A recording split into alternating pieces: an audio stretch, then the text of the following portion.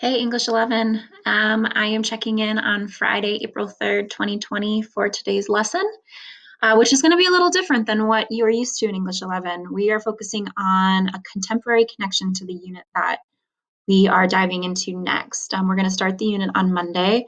The unit that we're going to be looking into is the narratives of enslaved people. And so these are, of course, you've studied American slavery many times before. Probably to the point that sometimes you're wondering, why are we still looking at this? We know about this. Why are we learning it again?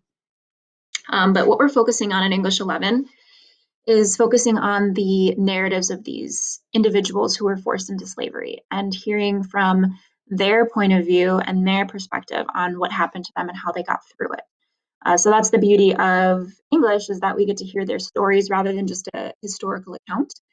And so to emphasize how important it is for us to continue to learn from our past, I wanted to do a contemporary lesson to start us off. And so today, what we're going to be focusing on is modern day slavery and the fact that there's still millions that are enslaved today. And whether or not we are consciously aware of it, it's something that we are actually impacting and a part of every single day. Not saying that, we can solve this tomorrow or this is anyone's fault or there's any shame or anything that we need to blame each other for. It's just an awareness. So I'm somebody who really just believes in being aware, because when we learn and become aware, that's when potential for change comes, even if it's small changes. So what I'm going to do is I'm just going to go through why it is that we're doing this and then explain the online quiz that you're going to take and what I'm hoping you potentially, how you interact with that quiz and how you respond to it. All right. So we can't teach about slavery in a way that isolates it from its impact. We need to see the human in the story.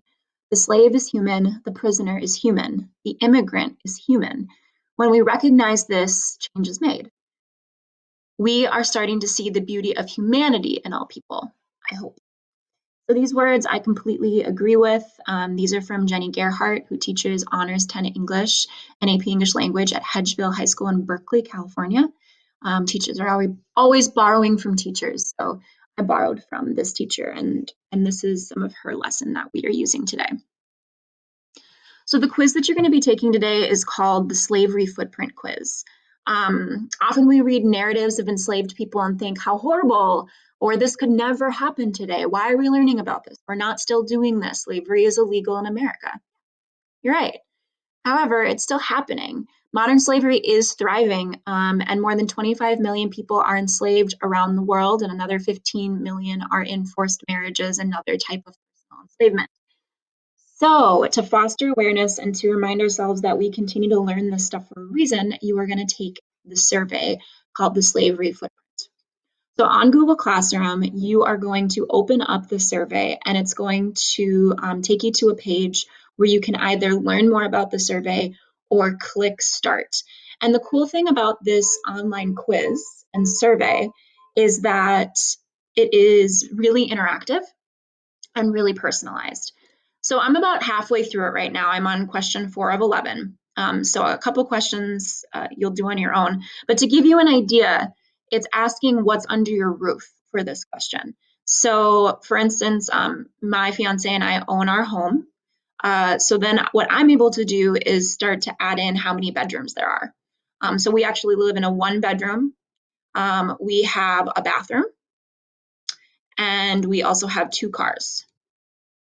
All right, so I've just created my house. Maybe you have a home office, more bedrooms, more bathrooms. You would add all of that in. And as soon as you are done, then you hit the next button and it takes you to the next question and you work your way through. So for instance, what's on your plate? And you're going to talk about the sort of things that you eat every day. All right, so when I think about my diet, I would say that 20% is fruits and vegetables, but I actually eat a lot of dairy and eggs because I don't have a lot of meat in my house. So I would, oops, not that one. I would click on dairy and eggs, and then I would increase that percentage, which adjusts all of the other percentages. And you play with that until your daily meal is adjusted. The other cool thing is it teaches you a little bit about why it's asking these questions on each page. And so take your time with that. By the time you get to the end of the survey, it's going to ask you a lot of questions about things that you purchase, energy that you use, things like that, things that you do to keep yourself busy. And at the end, it's going to tell you how many slaves around the world are currently working. This isn't to make you feel bad. This isn't to make you feel any sense of shame or blame. I'm not blaming you for this.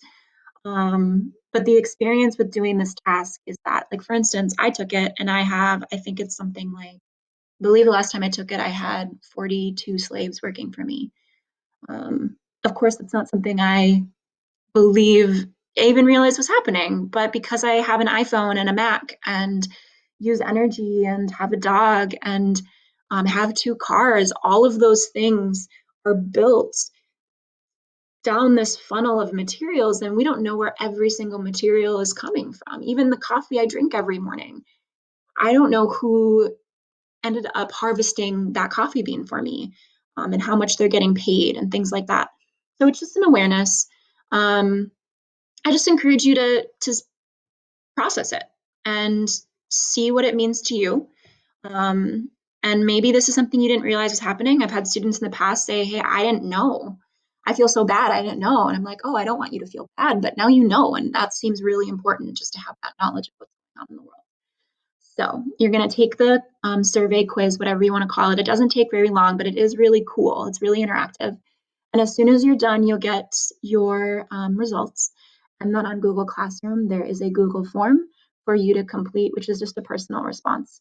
And then next week, we will dive into the historical lit from the voices of African Americans who were enslaved. So I hope this week went okay for you. Just a reminder that you can email me or contact me anytime. Same with Mr. Johnson. We are learning this day by day, as are you. And I'm really proud of the work that you're doing on your own.